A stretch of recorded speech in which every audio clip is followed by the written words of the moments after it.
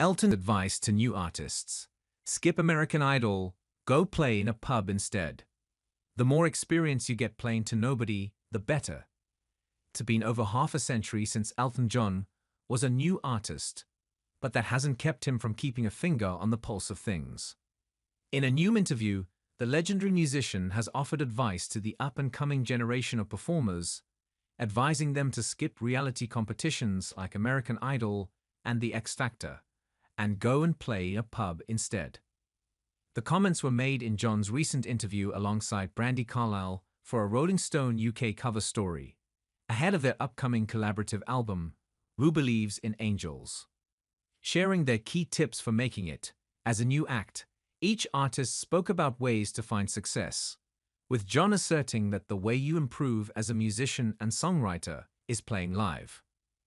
It doesn't matter if you're playing to 40 people, he said. The more experience you get playing to nobody, the better. Because when I played in musicology sick, we played to hardly anybody sometimes. Now, it might be easy to write off John's comments as out of touch, considering how much the entertainment industry has changed since he first emerged in the 1960s, especially insofar as the popularity of pub gigs goes. But there's an extra layer of nuance to what he's saying.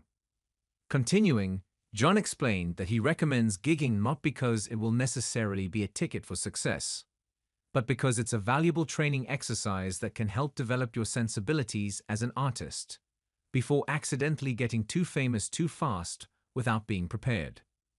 That experience stood me in great stead for when I became Elton John, because I had backbone, he said. And backbone is so important, because the worst thing that can happen to you in the industry are things like X Factor and instant fame on television, where you have no experience of playing live. You get put on stage, you go, and you can't do it. That's the worst thing. American Idol, just the worst. Take risks. Go and play in a pub. To that end, John also expressed his admiration for newer artists, saying that it's the music of the future that keeps me alive.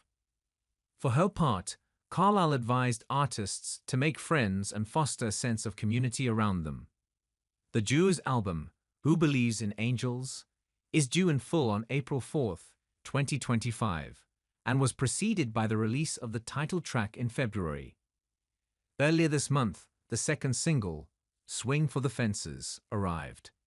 In April, they'll serve as musical guests on Saturday Night Live.